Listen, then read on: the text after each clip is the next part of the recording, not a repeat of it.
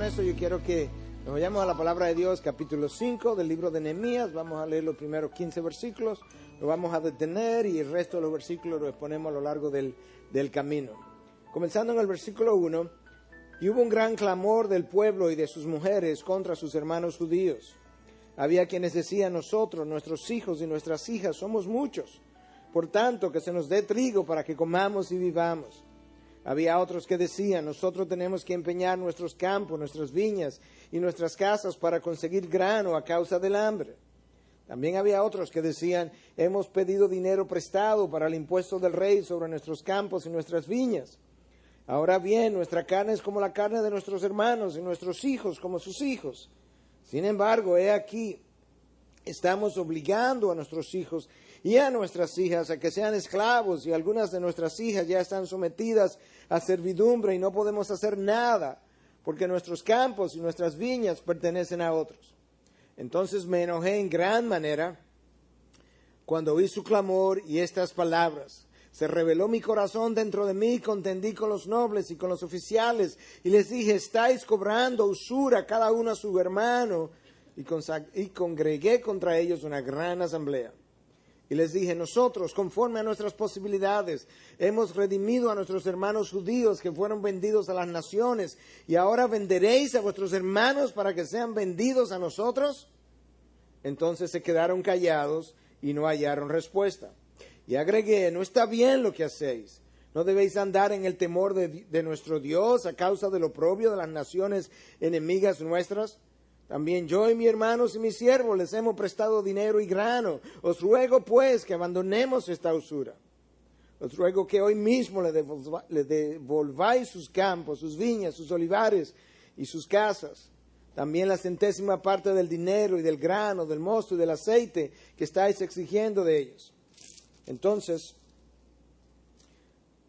ellos dijeron: lo devolveremos y no le exigiremos nada. Haremos tal como has dicho. Y llamé a los sacerdotes y les hice jurar que harían conforme a esta promesa. También sacudí los pliegues de mi manto y dije: así sacuda a Dios de su casa y de sus bienes a todo hombre que no cumpla esta promesa. Así se ha sacudido y despojado. Y toda la asamblea dijo: amén. Y alabaron al Señor. Entonces el pueblo hizo conforme a esta promesa. Además, desde el día en que el rey me mandó que fuera gobernador en la tierra de Judá, desde el año 20 hasta el año 32 del rey Artajerjes, 12 años, ni yo ni mis hermanos hemos comido del pan del gobernador.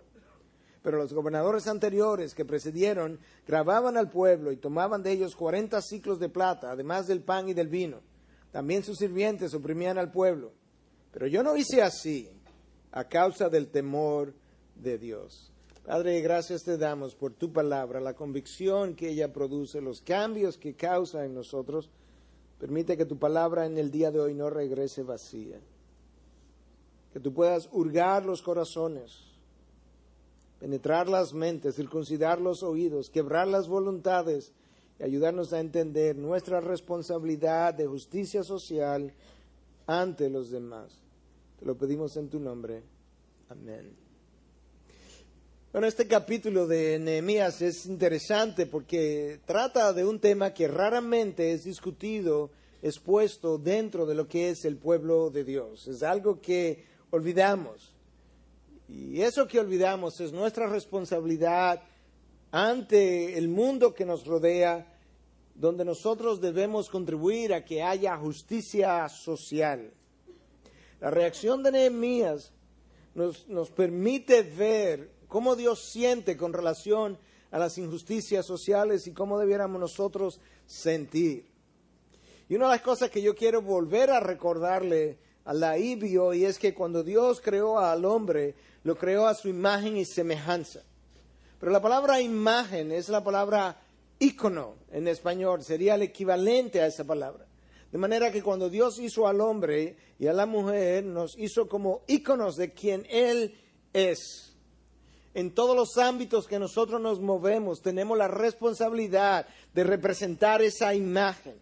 Y por tanto, si el carácter de Dios es justo y santo, Dios espera que cuando su pueblo se mueva en esta sociedad, ellos puedan reflejar su justicia y su misericordia y su santidad ante el mundo. Este es un tema que quizás no aparece en cada libro de la Biblia, pero aparece con frecuencia en múltiples de los libros de la Biblia de diferentes maneras. La ley de Moisés, el Pentateuco, tiene múltiples referencias a estas cosas, a esta justicia social que Dios espera que nosotros tengamos ante los demás. Éxodo 22, a partir del versículo 21, el libro del Éxodo que cubre apenas el primer año de los 40 años en el desierto, ya al principio Dios comenzó a decirle a su pueblo, al extranjero no maltratarás, no simplemente al judío, al extranjero no lo maltratarás, ni oprimirás, porque extranjeros fuisteis vosotros en la tierra de Egipto. A la viuda, al huérfano no afligiréis. Si lo afliges y él clama a mí, ciertamente yo escucharé su clamor. Y se encenderá mi ira, y os mataré a espada, y vuestras mujeres quedarán viudas, y vuestros hijos huérfanos. Si prestas dinero a mi pueblo, a los pobres entre vosotros, no serás usurero con él, no le cobrarás intereses. Si tomas en prenda el manto de tu prójimo, se lo devolverás antes de ponerse el sol, porque es su único abrigo, es el vestido para su cuerpo. ¿En qué otra cosa dormirá? Y será que cuando él clame a mí, yo le oiré, porque soy clemente. En este texto Dios nos deja ver la obligación que tenemos, no solamente con el hermano, en este caso con el cristiano, aún con el extranjero.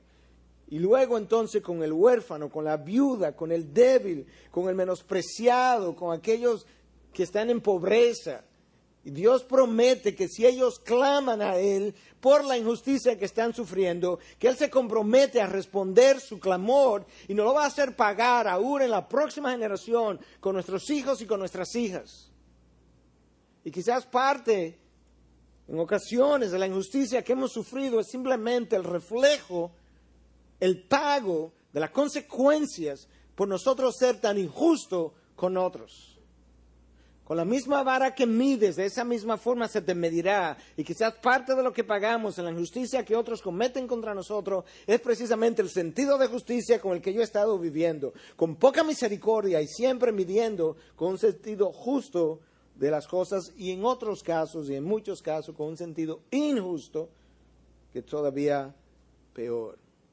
Pero Dios dice, cuando Él clame, yo voy a responder, no porque Él sea bueno, no porque Él se lo merezca, porque yo soy clemente, yo soy benevolente, porque yo soy bueno, porque soy un Dios de misericordia, un Dios de gracia. Y mi gracia, mi misericordia, mi bondad necesitan mandatoriamente ser reflejadas en este mundo. Y cuando tú no las reflejas, yo me encargaré de que sea reflejada. Pero si hay algo que yo sé de la palabra de Dios, si hay algo que yo sé de su creación, es que Dios nos creó precisamente para su honor y su gloria. Y eso implica que lo que yo haga, lo que yo diga, lo que yo trabaje, de alguna manera, tiene que reflejar su imagen. Y su imagen y su carácter implican gracia, misericordia, benevolencia, bondad y un sentido justo, de equidad, que no haya prejuicios ni opresión contra el otro. Los profetas del Antiguo Testamento hablaron de eso. Miqueas habló de eso, Amós habló de eso, Isaías habló de lo mismo. Y quizás la denuncia más severa vino de Amós, el profeta de la justicia social. El profeta que dice en 2, 6 y 7, así dice el Señor, por 3 transgresiones de Israel y por 4 no revocaré su castigo, porque venden al justo por dinero y al necesitado por un par de sandalias. Los que pisotean en el polvo de la tierra la cabeza de los desvalidos, también tuercen el camino de los humildes. Por 3 transgresiones, Israel. En el Antiguo Testamento habían los oráculos de maldición y los oráculos de bendición. Y los oráculos de maldición son los oráculos que comienzan frecuentemente con un ay de vosotros, woe to you. Los oráculos de bendición frecuentemente comenzaban o con un bienaventurado o en verdad os digo, como Cristo vino a decir posteriormente. Pero en esta ocasión, cuando tú lees el libro de Amós, hay varias veces que Dios pronuncia un oráculo de maldición, un ay to you, un ay de vosotros, precisamente por las transgresiones que han cometido. Amós en una ocasión denuncia a las ricas de Samaria y les llama vacas de Basán, que oprimís a los pobres. Ese es Dios hablando, ese es Dios en su corazón sensible, en su corazón airado contra la injusticia que habla. Y yo quiero hablar de todo esto de manera de introducción, porque de esto se trata este capítulo de Nehemías. De las injusticias, de las consecuencias, de lo que se espera que el pueblo haga cuando se arrepiente de lo que ha hecho. Que es lo que Dios demanda a la hora del perdón, a la hora del arrepentimiento. Y parte de eso es lo que nosotros vamos a ver en el día de hoy, en este quinto capítulo de Nehemías. El primer versículo comienza diciendo: y hubo un gran clamor del pueblo y de sus mujeres contra sus hermanos judíos. Había quienes decían: nosotros, nuestros hijos y nuestras hijas somos muchos, por tanto que se nos dé trigo para que comamos y vivamos. La palabra traducida ahí al español como clamor es la misma palabra que aparece en el capítulo 2 del libro del Éxodo, cuando habla de que el Señor oyó el clamor del pueblo precisamente por la opresión de la esclavitud en la nación de Egipto, de tal manera que parece ser que la opresión, el caos, la dificultad en estos momentos quizás era comparable a lo que había pasado en la nación de Egipto cuando los egipcios esclavizaron a los judíos, excepto que en esta ocasión es judíos oprimiendo a judíos. Y tú tienes varios grupos aquí que son identificados por separados con diferentes quejas, que probablemente reflejan diferentes niveles de dificultad económica o de pobreza. El primer grupo está hablando de que no tiene comida, no tiene trigo, que se nos dé trigo suficiente para comer. Este grupo no tiene posesiones, no tiene nada, no tiene dinero, de hecho no tiene ni siquiera comida.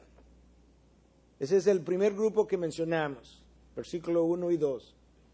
Pero hay un segundo grupo mencionado en el versículo 3, donde dice: había otros que decían: nosotros tenemos que empeñar nuestros campos, nuestras viñas y nuestras casas para conseguir grano a causa del hambre. Este grupo tiene hambre también, pero tenía algunas posesiones, tenía algunas casas, tenía algún terreno, pero todas esas posesiones fueron empeñadas y ahora tampoco tienen posesiones, y ahora lo que están haciendo es consiguiendo comida por las posesiones que tenían, de tal manera que su nivel de pobreza se ha ido agravando. Y el segundo grupo, que tenía un poco más que el primero, se van uniendo, se van acercando, como ocurre en todos los procesos de desigualdad social, donde los ricos terminan más ricos y los pobres terminan más pobres. Y eso es lo que nosotros estamos viendo en este momento en la nación de Israel.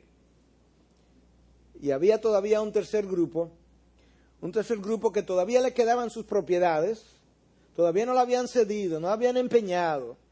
Pero ese grupo ya había tenido que tomar préstamos para pagar los impuestos sobre la propiedad. El impuesto que usted paga sobre su casa, su apartamento, si lo paga sobre una oficina, por ser una propiedad suya, no es una idea nueva. El emperador Artajerjes había grabado todas las propiedades, de tal manera que si tú tenías un campo, una finquita, un viñedo, una casa, tú tenías que pagar impuesto por eso. Y este grupo todavía no ha perdido su casa, pero ha tenido que coger dinero prestado para poder pagar los impuestos. Y eso aparece en el versículo 4, donde dice: también había otros que decían: hemos pedido dinero prestado para el impuesto del rey sobre nuestros campos y nuestras viñas. Lo que empeoraba la situación era el hecho de que en la antigüedad la tasa de interés por esos préstamos usualmente oscilaba entre un 50 y un 75%. Algo enorme, una usura monumental, pero peor aún cuando es el pueblo judío que está cobrando esta usura al pueblo judío. Y de eso es lo que este texto nos está hablando. Ahora tú tienes los tres grupos identificados. A uno le falta comida, el otro acaba de empeñar pero no tiene propiedades ni tiene nada. El otro acaba de empeñar sus propiedades para conseguir comida, y el tercer grupo le quedan sus propiedades, pero ahora han incurrido en préstamos gravosos que quizás no podían pagar. De hecho, no sin el quizás. No podían pagar el préstamo, porque esa es la próxima queja, la próxima explicación es lo que estaba ocurriendo precisamente porque ellos no podían pagar estos préstamos a esta tasa de interés. Versículo 5. Ahora bien, esta es la explicación, ¿qué es lo que está pasando? Nuestra carne es como la carne de nuestros hermanos y nuestros hijos, como sus hijos. Sin embargo, He aquí, estamos obligando a nuestros hijos y a nuestras hijas a que sean esclavos. Y algunas de nuestras hijas ya están sometidas a servidumbre. Y no podemos hacer nada porque nuestros campos y nuestras viñas pertenecen a otros.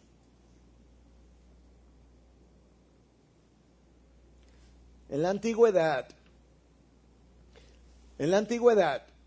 lo que ocurría era lo siguiente. Si yo incurría en un préstamo y no lo podía pagar, la manera de pagarlo era entonces tomando a mis hijos y a mis hijas y esclavizándolas, dándosela a otro como esclavo para que ellos trabajaran hasta que el préstamo fuera pagado, a veces por meses, a veces por años.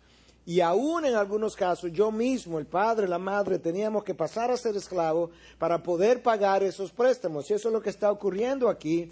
Y le están diciendo a Nehemías, Nehemías, tenemos una situación grave, porque algunas de nuestras hijas e hijos ya pasaron a la esclavitud.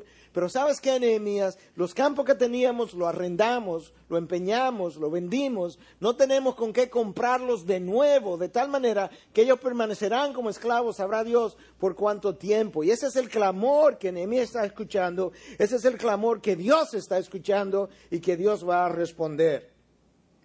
Tenemos que recordar que a pesar de que Esdras fue enviado por Dios a restaurar la vida espiritual del pueblo, y Nehemías fue enviado a restaurar la ciudad, las murallas, que no hay manera de que yo pueda restaurar la vida espiritual de mi persona, de mi familia, de mi nación, en medio de injusticias sociales, que Dios no pasa por alto, que Dios juzga, nos saca cuentas y nos hace pagar por ella. Yo creo que nosotros tenemos que recordar eso esta mañana. La palabra de Dios nos recuerda, el Espíritu Santo, hablando a través de Juan. Ahora no es el pastor Núñez quejándose, es el Espíritu Santo quejándose. Dice, tú no puedes decirme, lo dice a través de Juan en una de sus cartas, tú no puedes decirme que tú amas a Dios cuando no amas al prójimo. De tal manera que hay dos conclusiones rápidas. Cuando tú no amas al prójimo y dices que amas a Dios, tú estás mintiendo. La palabra te hace mentiroso. Y número dos, si verdaderamente amas a Dios, no hay forma de que no ames al prójimo. No hay forma de que no sientas por él. No hay forma de que no quieras ser misericordioso. No hay forma de que tú no quieras ser bondadoso. El Espíritu de Dios revela eso. Y eso no es nuevo, eso no es del Nuevo Testamento, eso no es del Nuevo Testamento porque es el Dios bondadoso, es el Nuevo y el Antiguo Testamento del mismo Dios bondadoso y justo de siempre. Oye como el profeta Miqueas lo dice en 6:8, Él te ha declarado, oh hombre, yo creo que ese oh hombre tiene un significado incluso. Él no simplemente dice, Él pudo haberlo inspirado de esta manera, Él te ha declarado lo que es bueno. No, Él hace una pausa. Él te ha declarado, oh hombre. Está llamando la atención. Lo que es bueno. ¿Y qué es lo que es bueno? ¿Y qué es lo que demanda el Señor de ti? Sino solo, escúchame, yo te voy a resumir de acuerdo a Dios la esencia de la vida cristiana en tres cosas. Nada más. Dios dice, esto es lo que Él demanda de ti. Solamente. Practicar la justicia, amar la misericordia y andar humildemente con tu Dios. Resumen de toda tu vida cristiana. Ahora escucha cómo Dios lo dice. Esto es lo que el hombre demanda, no sugiere, no recomienda, demanda. Y lo demandado implica que cuando no lo cumplas te lo voy a sacar en cuenta. Y a Moisés le dijo, cuando te lo saque en cuenta, te lo voy a sacar en cuenta en tus hijos y en tus hijas incluso. Para que aprenda a no hacerle eso a los hijos y a las hijas de los demás. Dios lo demanda. Que hagas justicia en todos los ámbitos. Que no tenga un trato desigual. Que no sea injusto. Que ames la misericordia. Oye lo que Dios no dice. No dice que obres misericordiosamente. Es fácil obrar misericordiosamente. Otra cosa es amar la misericordia. Viene alguien a pedirte.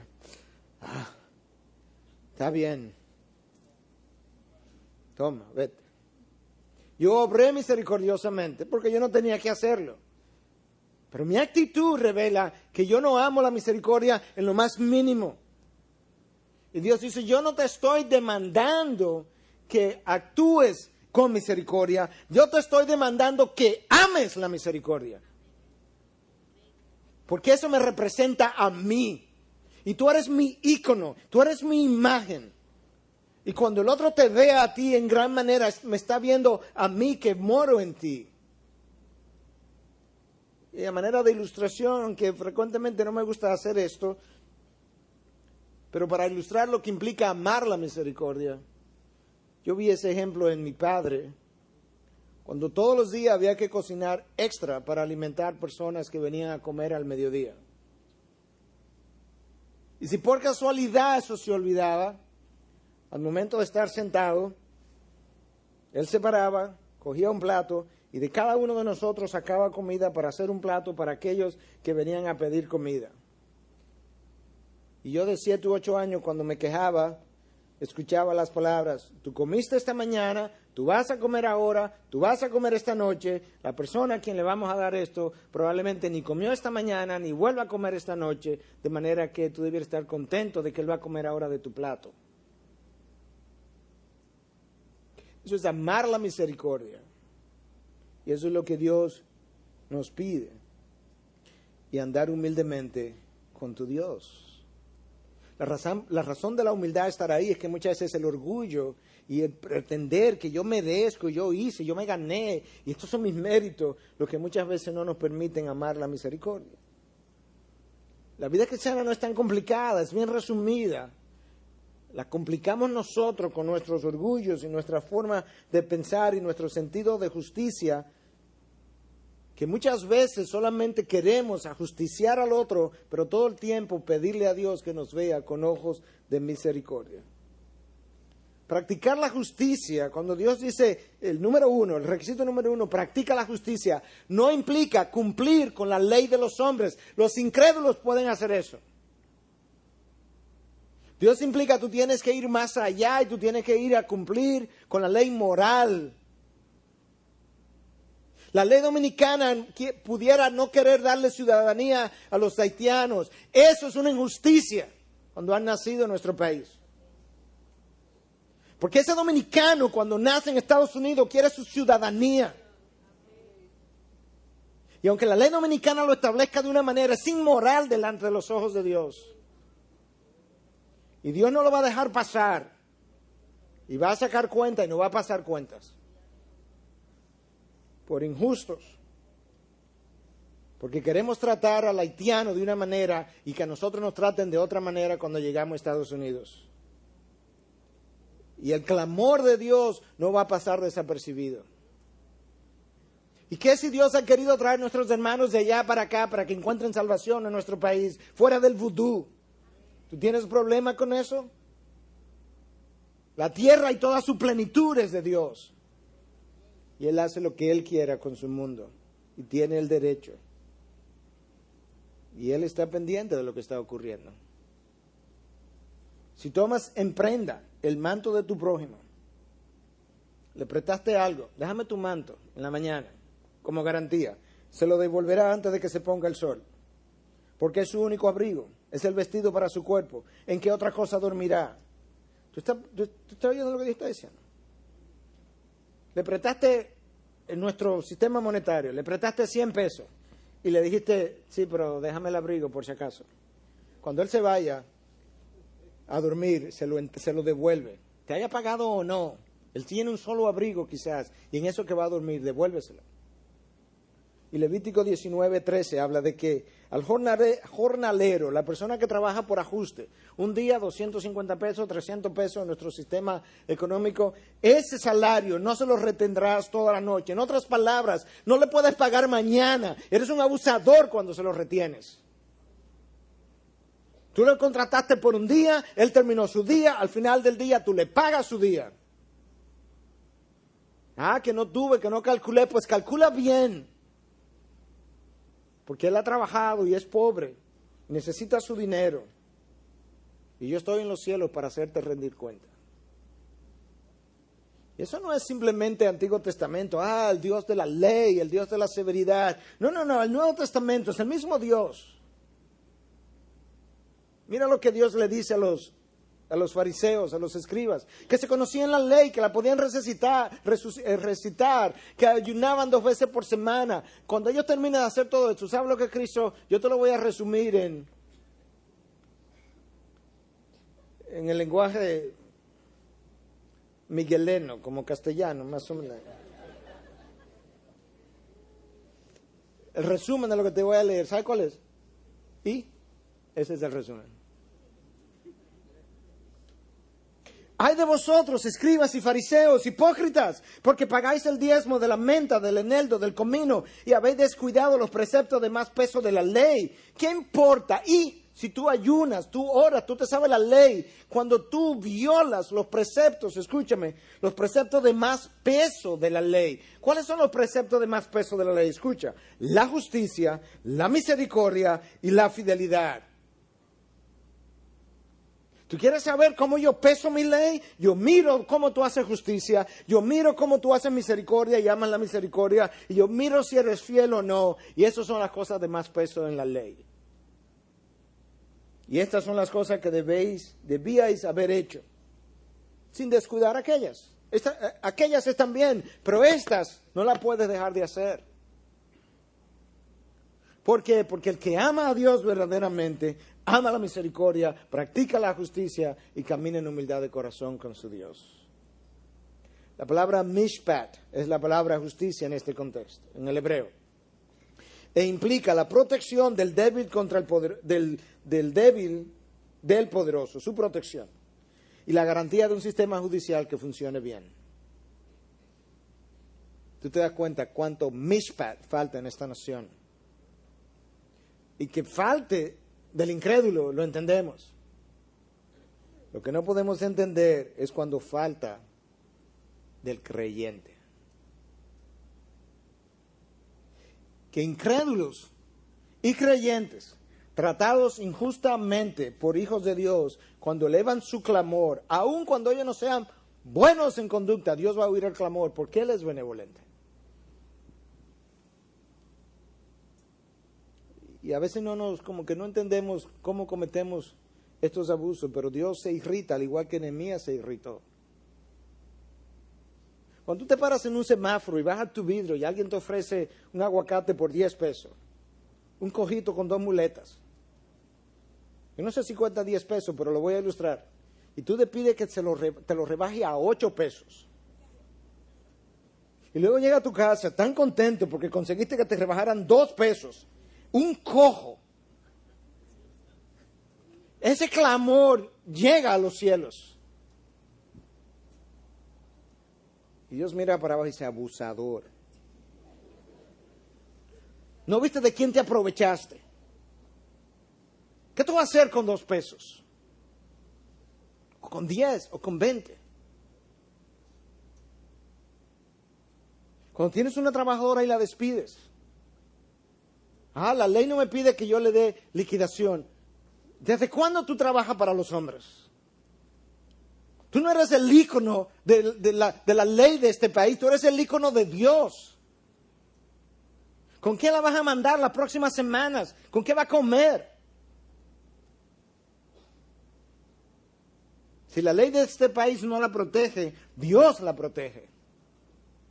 Y Dios demanda que nosotros la protejamos también. Vergüenza debiera darnos cuando no representamos a Dios correctamente. Nehemías se irritó, se opuso, se enfrentó a los poderosos, a los fuertes. Nehemías sabía, esto atenta contra la estabilidad de la nación. Esta desigualdad social que ha producido tantas convulsiones en Latinoamérica y revoluciones que han terminado en algunos casos en comunismo, no es más que producto de desigualdades sociales. Nehemías sabía, esto no se puede permitir. Esto atenta contra la estabilidad de la nación y atenta contra la vida espiritual de la nación.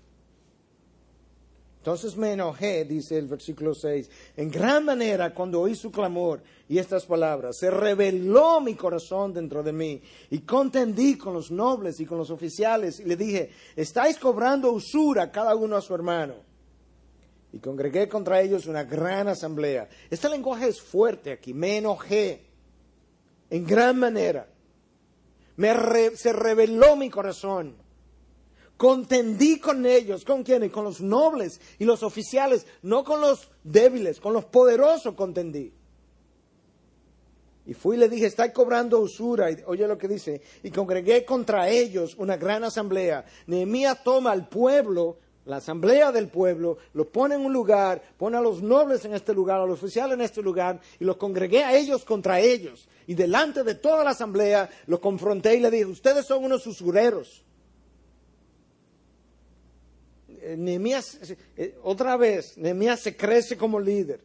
Confronta lo mal hecho, confronta la injusticia, confronta a los poderosos. Una vez más. Y los poderosos cedieron.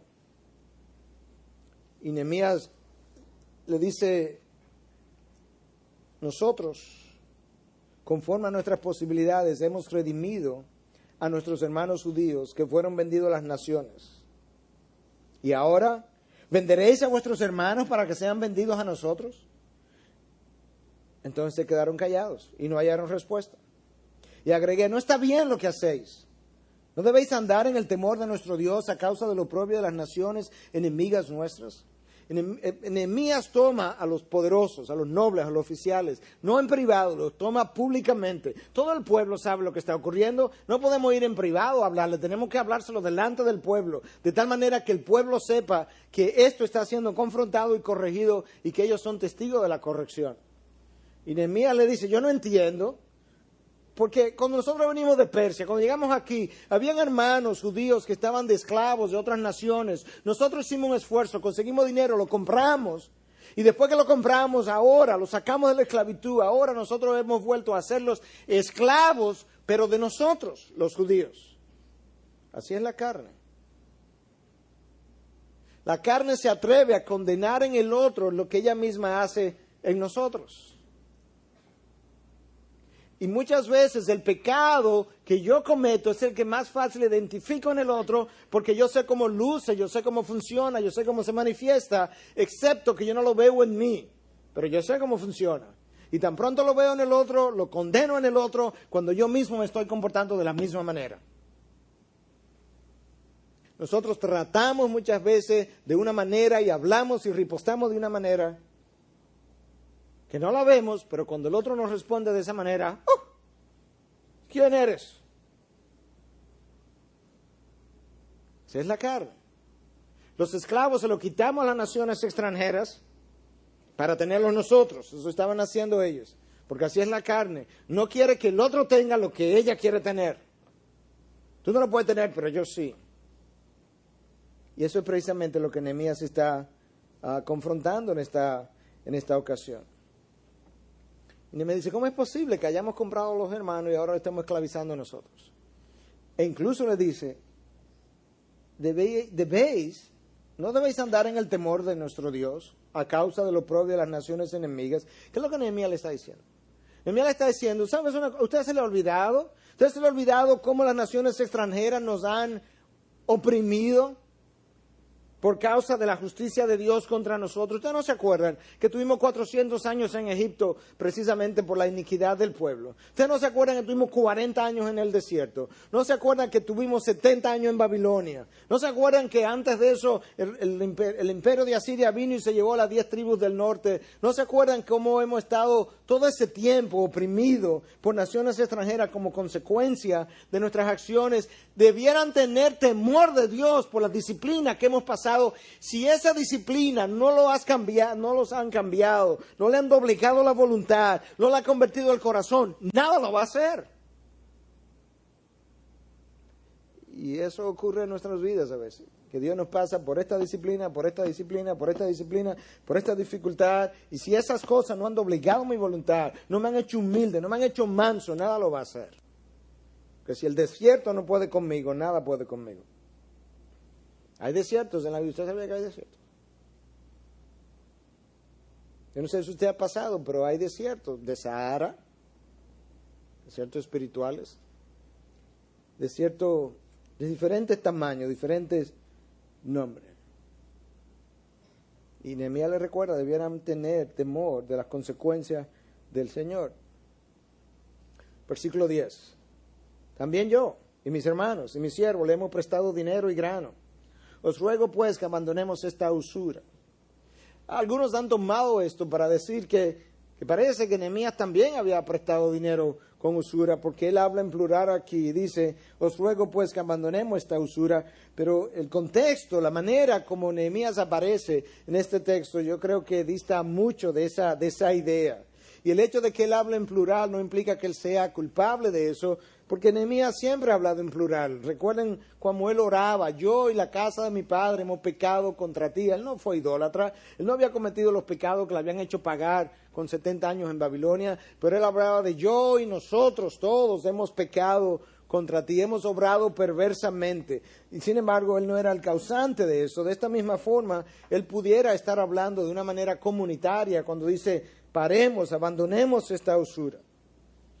Yo creo que lo que Nehemías está diciendo es algo todo lo opuesto, es diciendo, yo sé lo que es prestar dinero, yo sé lo que es dar grano, porque dice, yo mismo he prestado dinero y grano, yo sé lo que es eso, yo sé lo que es no cobrar usura, yo sé lo que es no cobrar impuestos. Ustedes necesitan ahora mismo seguir mi ejemplo, yo se lo he modelado, yo le he enseñado cómo se debe ser.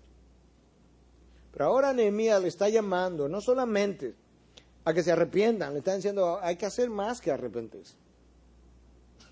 Hay que hacer restitución. Os ruego que hoy mismo le devolváis sus campos, sus viñas, sus olivares y sus casas. También la 100ª parte del dinero y del grano, del mosto. El mosto es el zumo de la uva. Y del aceite que estáis exigiendo de ellos. ¿Te acuerdas cómo hablamos que cuando Nehemías oraba a Dios, le hablaba de hoy mismo, ahora, que estén atentos tus oídos, su sentido de urgencia, su sentido del sentido del tiempo, de que ahora cuenta para siempre? Aquí tú lo ves otra vez más.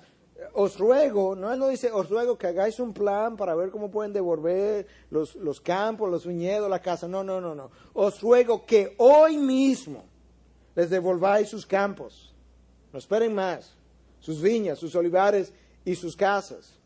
Y la 100ª parte del dinero y del grano y del mosto, del aceite, todo eso que ustedes han estado cobrando, que le devuelvan parte de eso. Hoy, que comiencen hoy mismo. Que pare esta injusticia hoy. Que de no ser así vamos a cosechar consecuencias otra vez. Nosotros no sabemos si parte de las consecuencias que hemos pasado económicas en nuestros trabajos, en nuestros despidos, en nuestras empresas, tienen que ver con lo que yo le he hecho a otros, a mi trabajadora, a la gente de la calle, o a lo que yo siento por el extranjero, el haitiano. Nosotros no sabemos porque Dios no está escribiendo la Biblia con nuestras vidas. Pero eso es posible. Eso es posible que yo simplemente estoy cosechando fruto, consecuencia de injusticia que yo he cometido en pensamiento, en obras, en palabras o en actitudes. Nehemías ha increpado a los poderosos, le ha reprendido con dureza y ellos se han arrepentido. Ellos pudieron haberse rebelado contra Nehemías, eran los príncipes y los oficiales, tenían poder, tenían dinero, sin embargo no lo hicieron porque cuando Dios comienza a hablar y su espíritu se comienza a mover y Él comienza a usar su palabra, eso comienza a dar una convicción de pecado ante la cual nadie se puede resistir. En Nínive ni los ninivitas, ni las vacas de los ninivitas, hasta ellas se arrepintieron. Oye lo que el pueblo dijo, la asamblea dijo, los oficiales, los nobles, los poderosos, lo devolveremos y no le exigiremos nada. Haremos tal como has dicho. Y llamé a los sacerdotes y le hice jurar que harían conforme a esta promesa. En esa ocasión los sacerdotes eran los guardianes de los juramentos. Los juramentos en aquella ocasión no eran como los juramentos ahora, que la gente lo hace como si no lo hubiera hecho. No sé ni para qué lo hacen. Porque firman contrato y violan los contratos. Imaginémonos un juramento verbal. Yo dije eso. Ay, no. Tengo Alzheimer, será, pues yo no me acuerdo. Pero en aquella ocasión era diferente, pero sobre todo cuando tú llamabas testigos de peso y los sacerdotes eran los guardianes de los juramentos. Entonces Nehemías se está tratando de decir, aquí lo vamos a firmar, pero lo vamos a jurar delante de los sacerdotes. Ellos serán testigos de lo que ustedes hoy se comprometen a hacer. Nehemías se ha ganado el respeto, la autoridad. Él vuelve y se crece como líder. El pueblo vuelve y le reconoce en su autoridad. Y la gente estuvo dispuesta a devolver aquellas cosas que realmente había tomado y lo hizo jurar frente a los sacerdotes. También sacudí los pliegues de mi manto. Era una costumbre. Era una manera de convidar al otro, de reprender al otro y de hacerlo partícipe del juramento. Así sacuda a Dios de su casa y de sus bienes a todo hombre que no cumpla esta promesa. Así sea sacudido y despojado. Esto que yo estoy haciendo, esta acción simbólica muy típica del Antiguo Testamento, que de esa manera Dios sacuda tu casa, sacuda tu familia, si tú no cumples con lo que está diciendo hoy. En esa ocasión, esa acción tenía mucho peso. La gente entendía, esto es delante de Dios que se me está comprometiendo. Y toda la asamblea dijo, amén. Ahora están peor porque ellos dijeron que sí. Amén. Dice toda la asamblea. Y alabaron al Señor. Entonces el pueblo hizo conforme a esta promesa. No fue que lo prometieron nada más, lo hicieron. El pueblo hizo conforme a esta promesa. Cumplieron su voto. Y ellos recordaban las palabras de Moisés. Ellos recordaban la ley de Moisés, donde habla específicamente que cuando tú hagas un voto al Señor, cuídate de cumplirlo. Mira cómo lo dice Deuteronomio 23, del 21 al 23. Cuando hagas un voto al Señor tu Dios, no tardará en pagarlo, porque el Señor tu Dios ciertamente te lo reclamará y sería pecado en ti. Sin embargo, si te abstienes de hacer un voto, no sería pecado en ti. Lo que salga de tus labios, cuidarás de cumplirlo, tal como voluntariamente has hecho voto al Señor tu Dios, lo cual has prometido con tu boca. Cuando tú haces un voto, el día de tu boda, aquí delante, cuando haces un voto, aunque no sea de boda, pero hiciste un voto delante de Dios, lo que salió de tus labios, cuídate de que tú lo vas a cumplir. Tú has dado tu palabra y Dios te va a sacar cuenta por la palabra que tú has dado. ¿Por qué? Porque tú te identificas como su hijo y sus hijos tienen que representarlo a él y Dios nunca ha faltado a su promesa y a su palabra. Él espera que tú que le representas no falte a la tuya. Por eso. De tal manera que su imagen no quede manchada. Y Nehemías revela algo aquí que es extraordinario de su liderazgo, pero que al mismo tiempo nos ayuda a entender que realmente no pudo haber sido de aquellos que estaban cobrando usura. Porque Nehemías dice que por 12 años, desde el año 20 hasta el año 32 del rey Atarjerjes, que es increíble porque Nehemías como copero del rey le dice a Atarjerjes que él tiene que ir a Jerusalén resolver un problema de una muralla que el rey no conocía. Y se aparece 12 años después.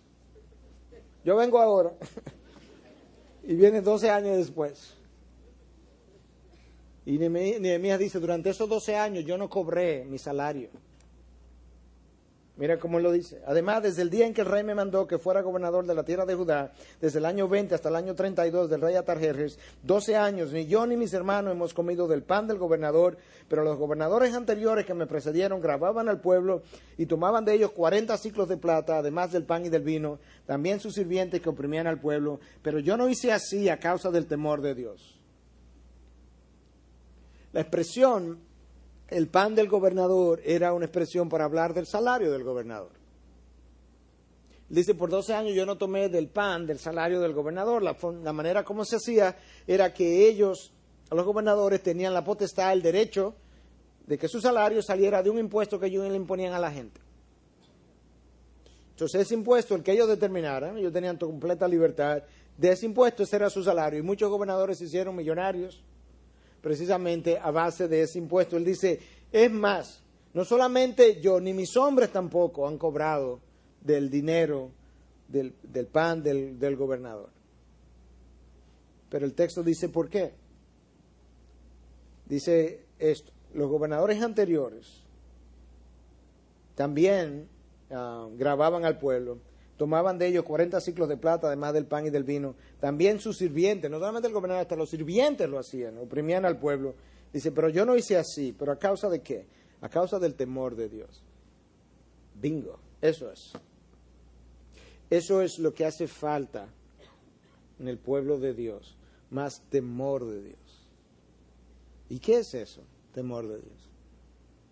Yo creo que es una combinación de cosas. Por un lado es esa reverencia a la santidad de Dios, implica eso. Por otro lado es el sentido de rendición a todo lo que Él es, yo creo que implica eso.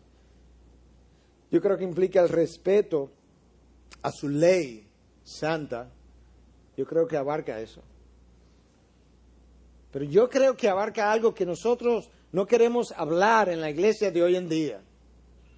Porque como el Señor es todo gracia, todo amor, toda misericordia, toda bondad, cuando hablamos de que hay un temor santo que hay que tenerle a la disciplina de Dios, ay, no, al Señor no se le teme.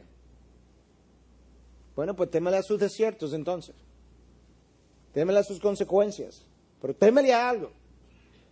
Porque cuando tú le pierdes el temor a Dios, le pierdes el temor al pecado. Y cuando tú le pierdes el temor al pecado, tú te desenfrenas. Entonces hay un temor sano que hay que tener a las consecuencias de Dios, que a veces son muy largas y desiertos muy secos, muy severos. Y la Biblia está ahí para explicarlo y dejarnos un legado acerca de eso.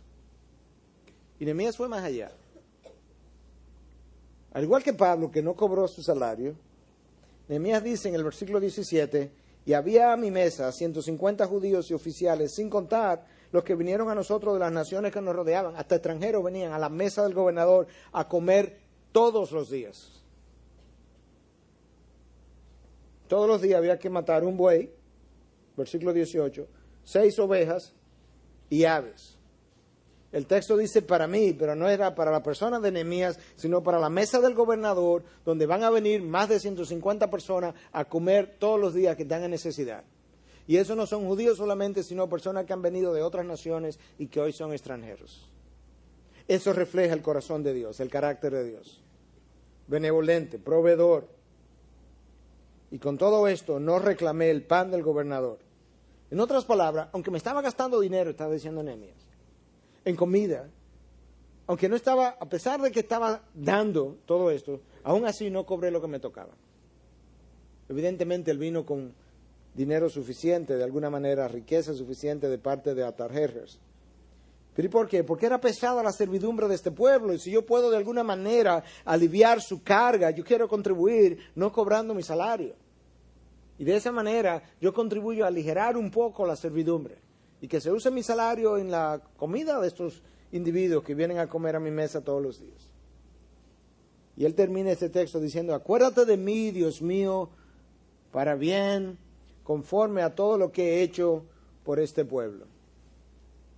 Yo no creo que Nehemías está diciendo, acuérdate de mí que yo he hecho tanto bien, tantas obras buenas, acuérdate de mis méritos. Yo no creo que es eso. Yo creo que es más Nehemías conociendo que él ha actuado con buenas intenciones, con una intención de misericordia, de ayudar a su pueblo, que él está diciendo a Dios, ten misericordia de mí también. Acuérdate que he actuado hasta donde mi conciencia me permite bien, con una conciencia santa y una intención santa para favorecer a mi pueblo. Ten misericordia de mí, acuérdate de mí, oh Dios. Pero tú tienes que estar muy seguro de lo que has hecho, de las intenciones, para ir donde Dios y decirle, acuérdate de mí conforme a lo que yo he hecho. Porque si lo que yo he hecho no ha sido hecho tan bien, tú le estás pidiendo a Dios no gracia ni misericordia, sino justicia. Acuérdate de mí de acuerdo a lo malo que he hecho. Nehemías dice, no, acuérdate de mí de acuerdo al bien que he hecho. Él tiene que estar muy seguro de que él actuó con libertad de conciencia, con limpieza de conciencia, con una intención hasta donde él podía ver santa y pura delante de Dios. Integridad y Sabiduría es una producción que llega hasta ustedes gracias a los aportes de individuos y empresas comprometidos con la defensa de la fe. Para más información, preguntas y comentarios, visite nuestra página de internet www.integridadysabiduría.org. En esta página encontrará información sobre la producción de este y otros recursos que ponemos a su disposición, como también las formas en las que usted puede contribuir con la producción de programas como estos. Les invitamos nuevamente a visitar nuestra página de internet www.integridadysabiduría.org. Será hasta la próxima, cuando nos reencontremos con Integridad y Sabiduría.